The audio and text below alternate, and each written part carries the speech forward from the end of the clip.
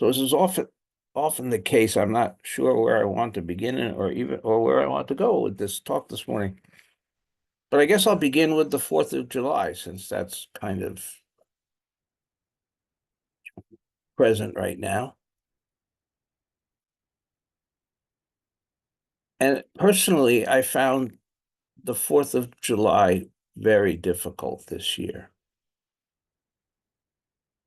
I went down to Thomaston, where Elizabeth lives, where they were having a community parade, actually kind of a parade that encompassed several communities, I guess. And it was a nice little parade, as you know, those of you who've been to small town Maine parades know.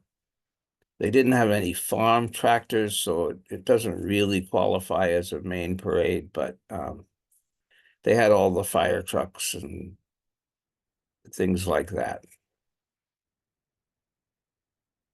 And anyway, but it turned out, for me, it was a very bittersweet moment because several things came up, and one of which was simply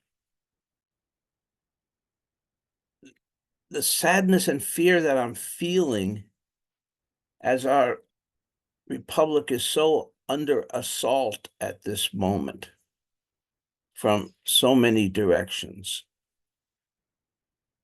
And I'm going to try not to get political in this talk, but I can't totally avoid that at this juncture in time.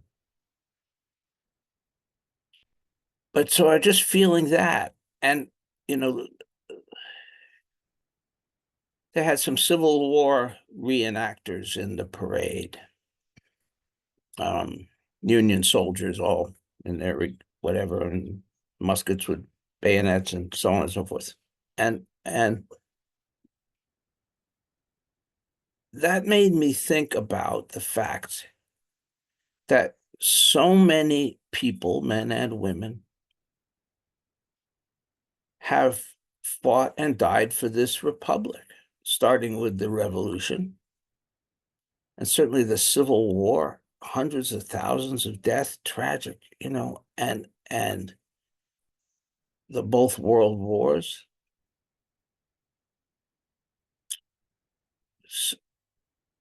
And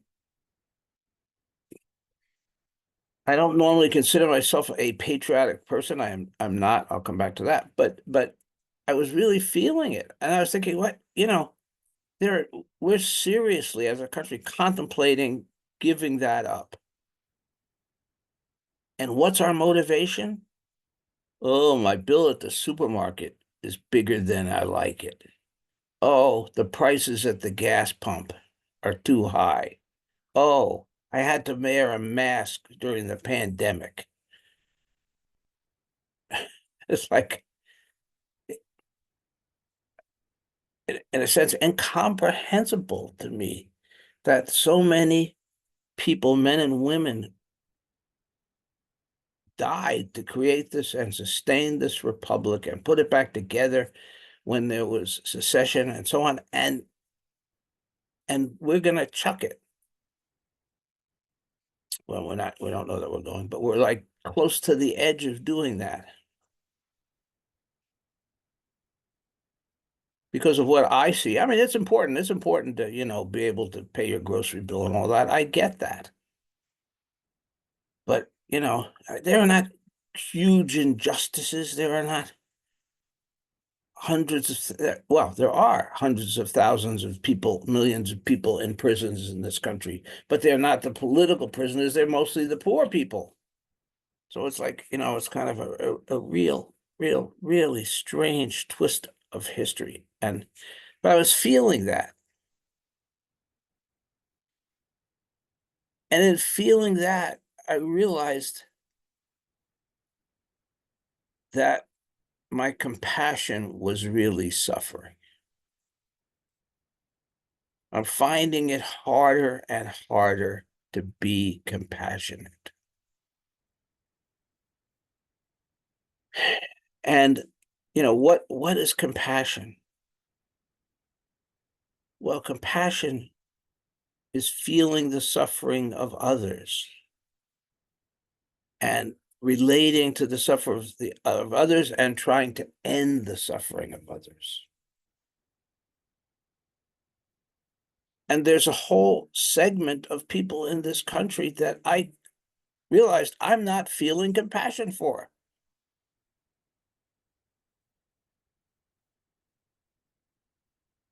There's a whole segment of political figures who I'm not feeling compassion for.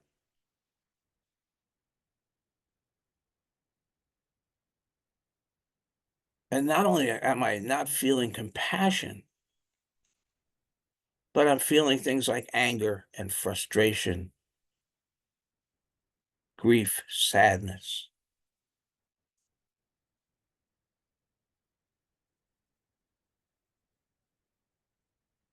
And I think while all of that is understandable on one level, on another level, as a Buddhist practitioner, I am failing.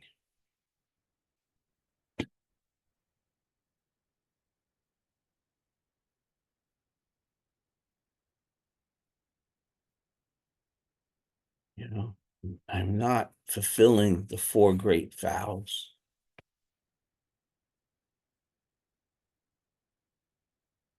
I'm not following the teachings of Shakyamuni Buddha.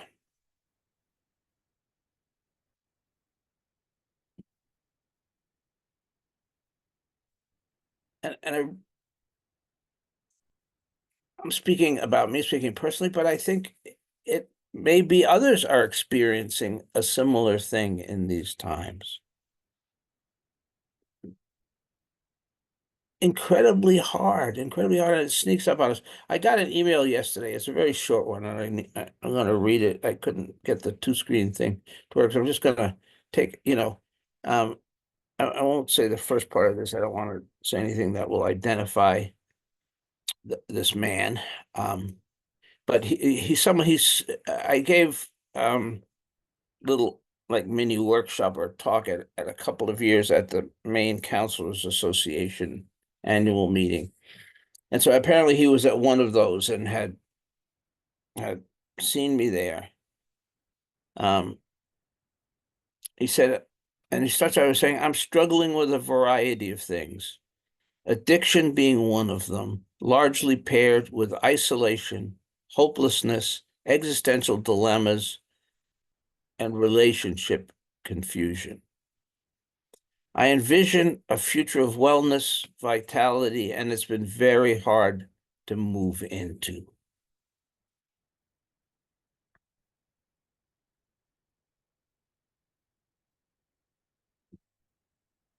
And part of me wants to say, welcome to the club. If you think I got answers for this, good luck, Charlie Brown. But who isn't feeling these things these days if we're paying attention? If we're paying attention.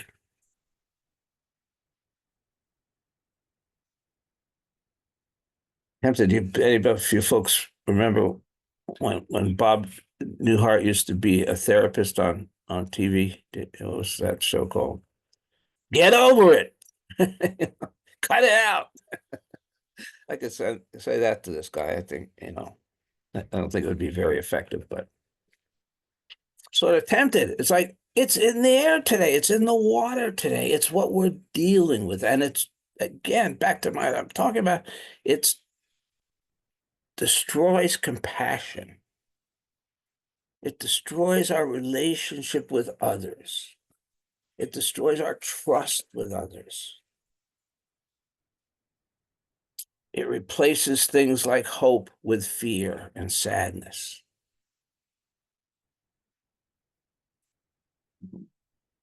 And so I will speak for myself. I've got some work to do. I've got some difficult work to do.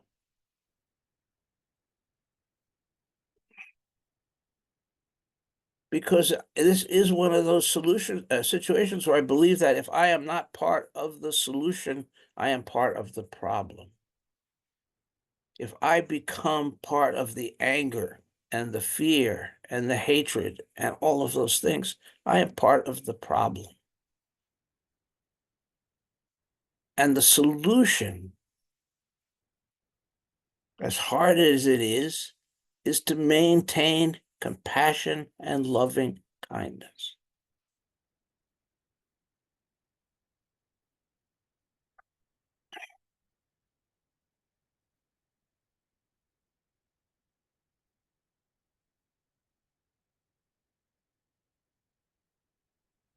And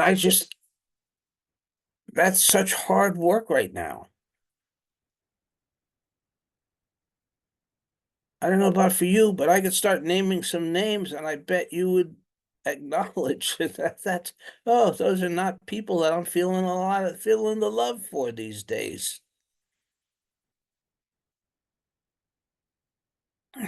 You know, and so we're in a kind of a terrible dilemma if we are taking our lives as Buddhists, as Zen practitioners seriously. And I think it's so important. I think if there's a way out of all of this, it's through holding that light of compassion. It's through holding out loving kindness. It's for being part of the healing rather than part of the schism.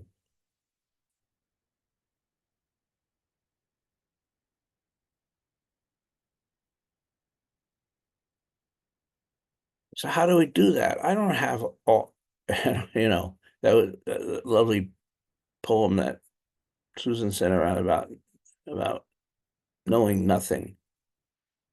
Yeah, I haven't got these answers. I have questions. You know, I believe it starts with trying to understand and acknowledge the pain and the suffering of the people whom I have a problem with, whom you know, I don't like.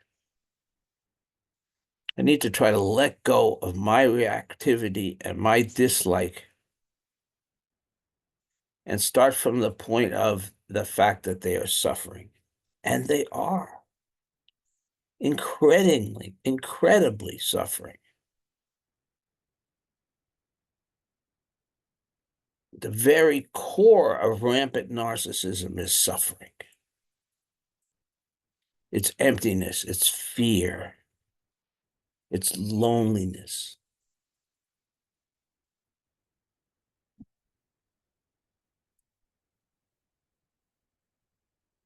And maybe, at least to begin with, we can start by looking at the other, it's not their perspective. They're not seeing that.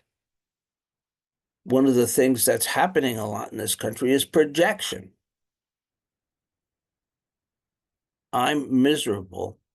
That's not something about me. That's something about you. I'm miserable because of you. I'm miserable because of immigrants. I'm miserable because of gay, lesbian, bisexual, transsexual people. We're projecting it all, projecting. But what's there at the core is the suffering, is fear, is loneliness, is confusion, is lack of hope.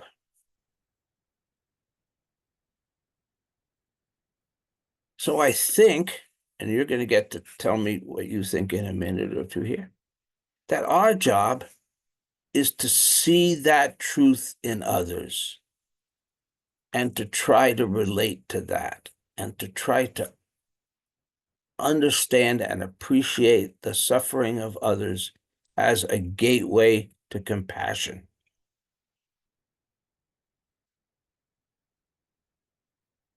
One of the things that young man mentioned in that little short email I read you was that addiction. Well, addiction is a huge part of this.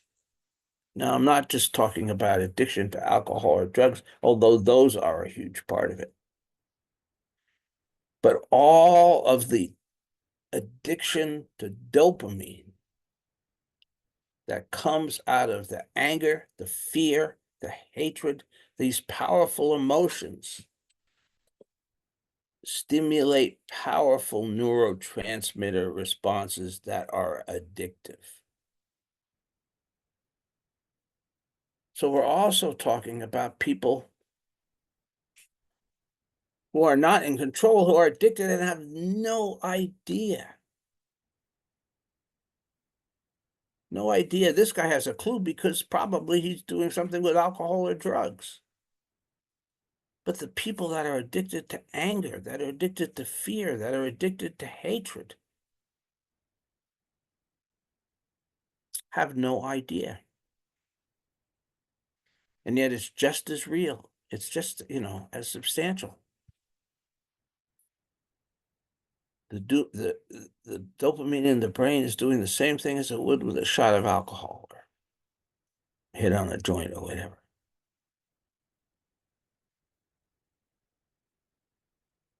Maybe that's a gateway to compassion, understanding that.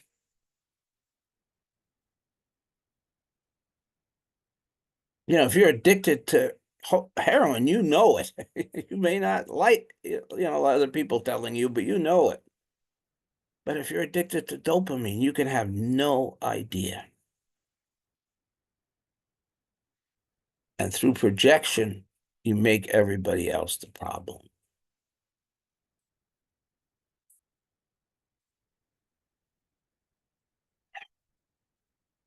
These are pernicious cycles that are going on right now.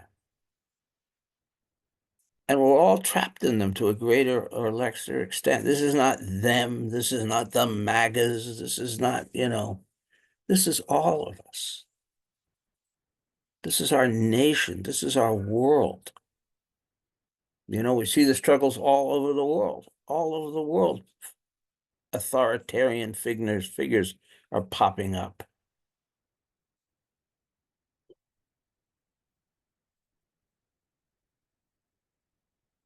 People are ready to trade away whatever freedom they have for some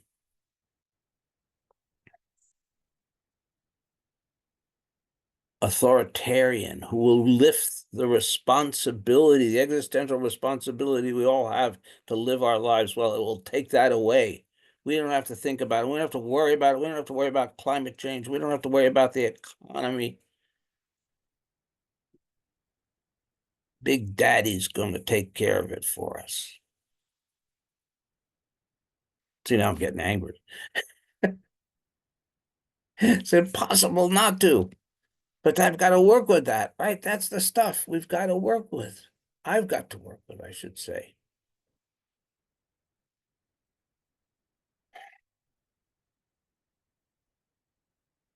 So what a couple of weeks it's been, right? I mean, what a couple of weeks it's been, the presidential debate and all that's ensued from that. So that once again, we have thrown the rudder overboard and decided to see what the boat will do if we just let it ride in the currents.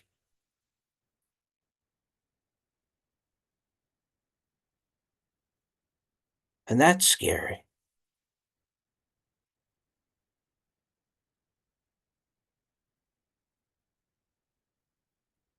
So I have complete empathy for this man when he's saying to me, he has these dilemmas and fears and so on and so forth. And so do I.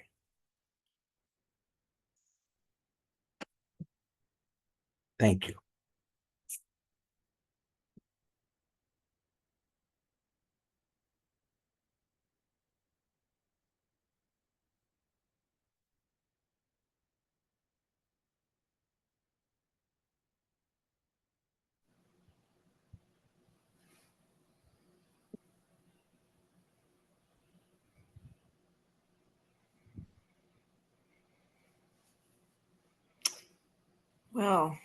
Well, Peter, speaking, you are speaking directly to me this morning. So when I started sitting this morning, so I have a new koan I'm working on, and it's from the Blue Cliff record, and so of course, when I sit, I always look at the koan, and then whatever, I do a lot of thinking rather than just being, but that's how it goes in my humanness. So anyway, Chow Chow asked Chuzu, how is it when a man who has died the great death returns to life? That's the first line. I'm not going to do the whole thing. And so, I'm sitting with this, and and of course, my thinking mind is describing what the great death is. And so my mind says, um, it's that just melding into everyone, no separation. And so the first thing that comes into my mind, and I will name the person, is Donald Trump. So, so what happened with this was I found myself melding into Donald Trump. and and it awakened some compassion, um, because um, I may be saying too many words to describe this. I'm just kind of doing the best I can here. Um, because melding into Donald Trump, uh, I could feel fear, loneliness, and that allowed me to feel compassion. So, as I go about my life right now, I'm addicted to outrage, I think. Um, because that's, I look at my stuff online, and this person and this person who I like to follow on Substack, and all that, and I can get into with people, to can you believe it's like a big part of can become a big part of my conversation with people when we talk about this. um and so I just want to thank you for putting this out here this morning. um I Whatever I'm going to do, I don't know. No promises, but at the moment, i I get it. So thank you so much. Yeah. Thank you.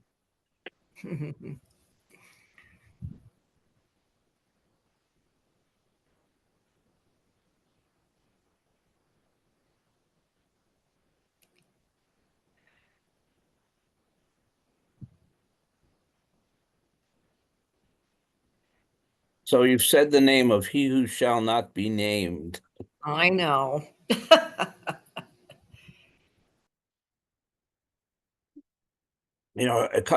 Maybe last week I was on a Zoom meeting with Matthew Fox. Do people know who Matthew Fox is? He's a former Catholic priest that's uh, not a Catholic priest, but he's a Christian theologian. He's very well known. He's written a lot of books and things. And and he has what he calls the Order of the Sacred Earth. That's the reason I was going to these things, because he's very concerned about things like climate change and species extinction, and this Order of the Sacred Earth is people who are um,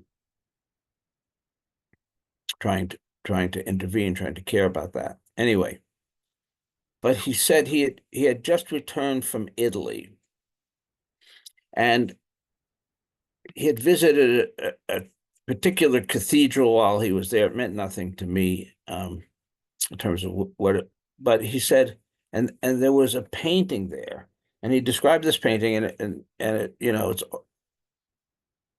almost like a Hieronymus Bosch scene. I mean, it was just lots of figures and lots of things going on, and so on and so forth. And he said somewhere in the middle of this painting was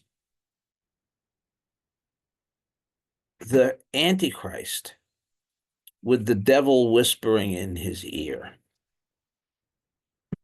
And he said, and I looked at it. He said, I couldn't believe it. It was Donald Trump.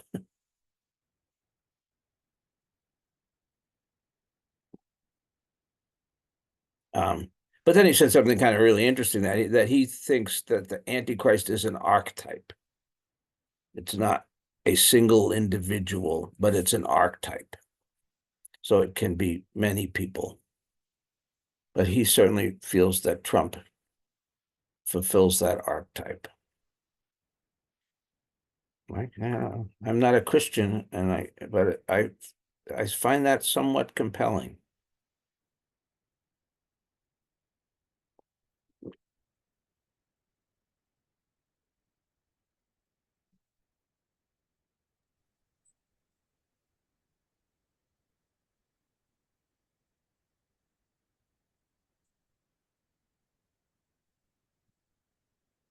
But we're not going to go there this morning.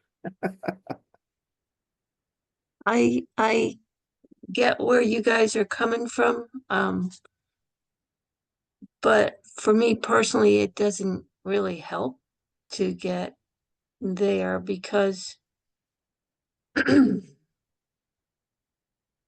it's all we always say, right? It's all everything here is just part of our practice. And so when the feelings come up, we're supposed to work on ourselves. So the getting angry and the disgust and that frustration really doesn't serve us. And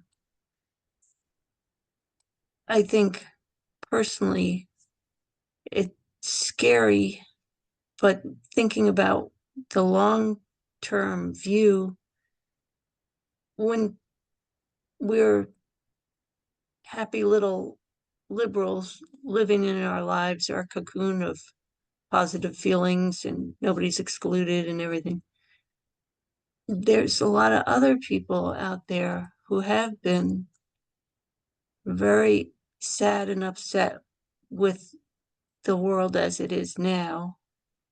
And when you give it balance and say, hey, maybe they do have a point. Maybe there's something that needs to be put back into balance.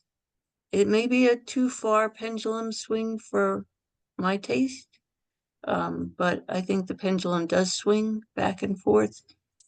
I don't have any answers, as you said, Peter.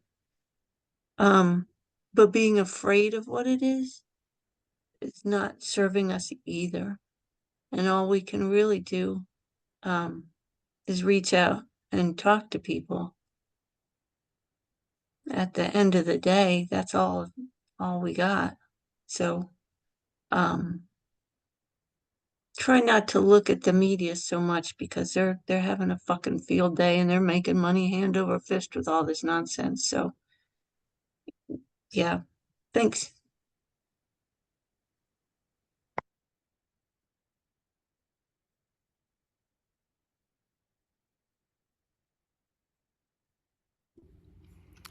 Uh, I will follow with what Molly's talking about. Peter, you started talking about the people who've given their lives over the years.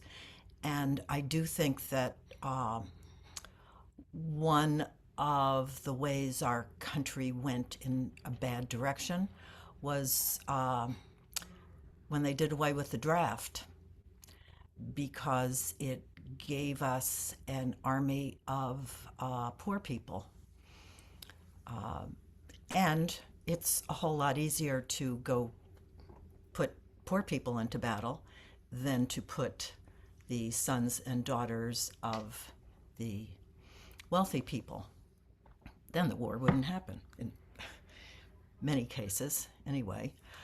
Um, and I also, I really do understand. I look at the New York Times Magazine, and there'll be some articles about poor people in jail or someone really working, doing good work, some inspiring articles, and then you flip back a few pages, and they're all the homes for starting at $10 million, and the galas and people in these elaborate costumes looking um, elaborate, shall we say. Um, and I, for some reason, it kind of strikes me when I'm in an airport because there's so many people that have to keep that airport running. There are people that will sell me my bottle of water, uh, send me here, there, or the other, clean the bathrooms that we're all going in and messing up. And those people are our slaves. They don't earn enough money for daycare. Daycare is ridiculous. Health care, um, gasoline. They have to housing, young people. And Democrats have been in power, at least in the presidency, for the past 12 out of 16 years. And how has their plight improved over that time? And I understand that it's very, very complicated, and the president doesn't have the power to do things that people want to do. But I also understand the frustration of just tear up the whole system. The system doesn't work for us. There are so many people who and liberals and East Coast liberals who talk a really good game, and I include myself.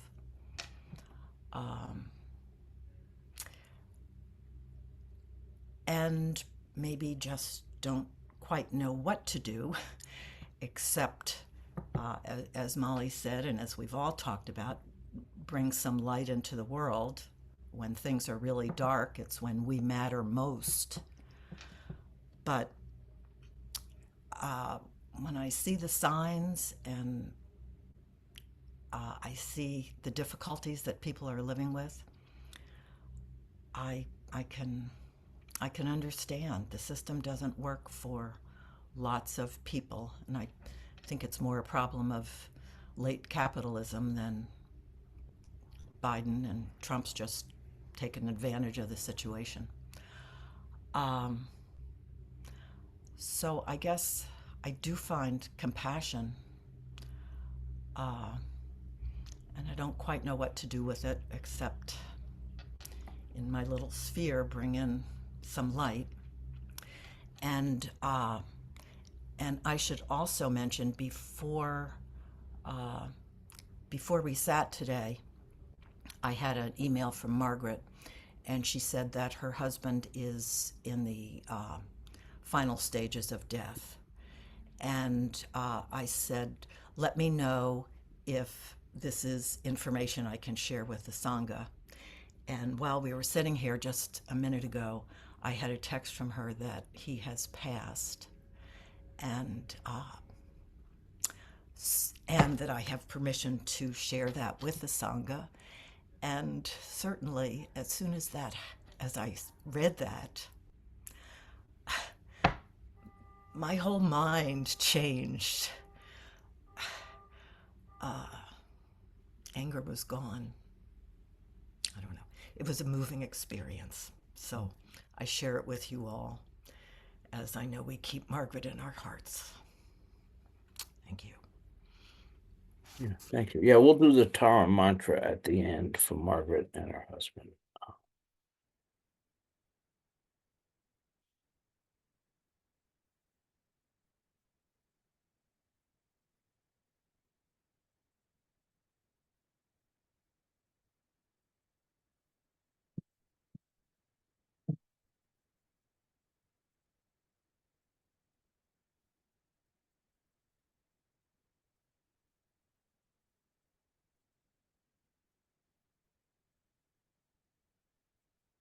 Yeah, when the Buddha talked about suffering, the three primary causes of suffering that he was talking about were sickness, old age, and death. And those haven't gone away. Those are always present with us. Maybe that's part of what drives all this other stuff is we're distracting ourselves rather than facing those fundamental truths and dealing with them is distracting us from all of that.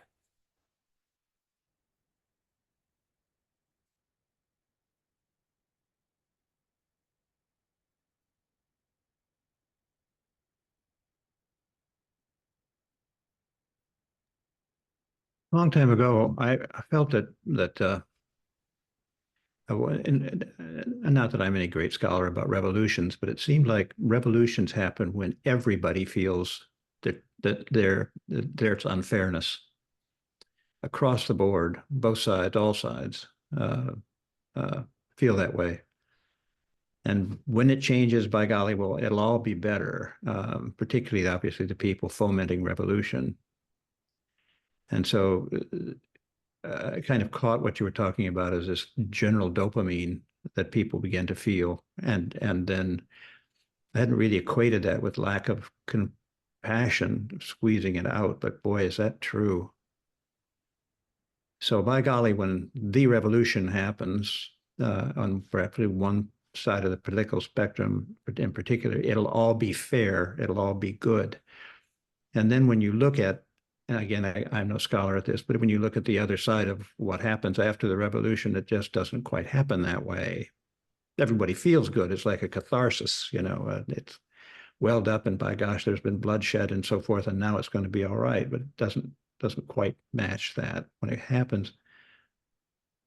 And I thought today when I was, in fact, I felt bad about this, but you hit it right on the head, Peter, when you talked about lack of compassion, because in reading the newspaper, and I do at breakfast, I found myself getting tired of this page has Gaza, this page has another 85 people perished in the ocean, this page has Papua New Guinea, people washed down the hillside. This page has the fact they've turned up an island that the British owned that the Nazis shipped Jews to in World War II. And I found myself thinking, do I have to look at this all the time? Every other page is something like that. It's an assault. And I guess the wake-up call is that I felt that.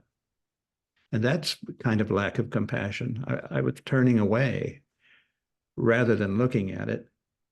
I also was probably in a lack of innocence thinking, am I being had here? Are they wanting me as a reader because this is sensationalistic press? And there's more and more stuff to get me riled and get me interested in this. And so that was the kind of the less clean side of this, my talking here. But anyway, I think I really do take that to heart.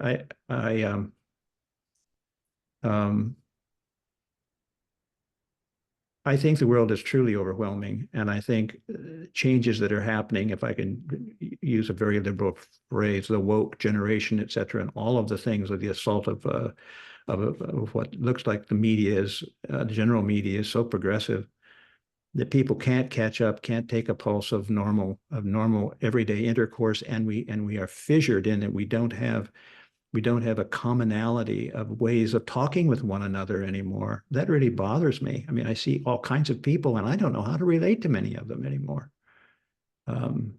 it's quite confusing. When I grew up, that wasn't the case. At least I don't remember it that way. There was Walter Cronkite, at least, and so people kind of all watch that. Now I don't know what's going to come at me. So it's a less happy time for me to relate to the public. But anyway, it doesn't. I guess it shouldn't be getting in the way of compassion, because I certainly have it, and for myself and for all of us, frankly. But it's a great message today about all of this confusion. It's almost planned in a way. You could think of it that way. It's more sinister. It keeps you from being compassionate, and the very thing that we need. So thank you. Thank you, Cal.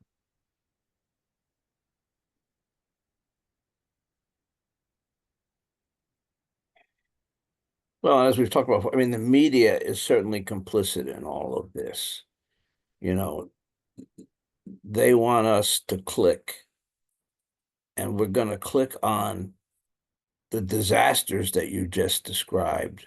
We're probably not going to click on, all the people in this town were happy today. It's kind of they are looking to sensationalize. They are looking to grab our attention in what's a very competitive media environment.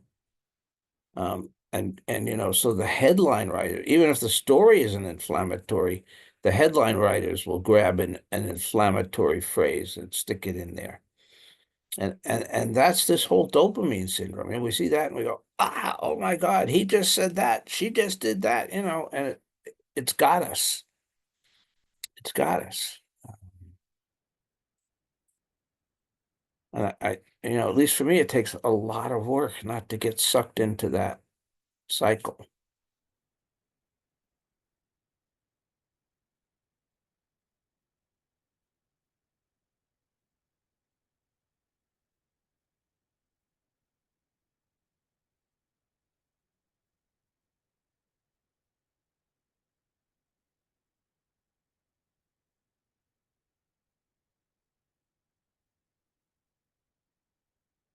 What I want to close with, and then we'll do the Tara mantra. The probably the most important thing that we have, the most important medicine that we have in these times is community.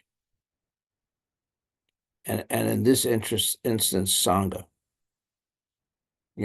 Being together, able to get together with one another, share our fears, share our pain, share our happiness, whatever it is,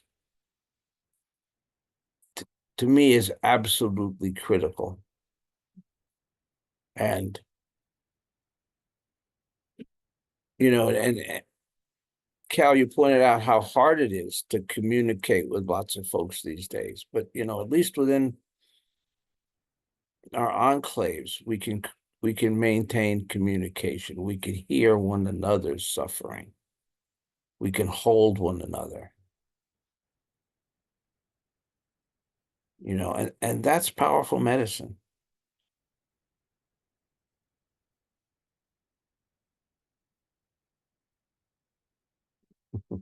And then there are dogs. That's the best creatures on the planet.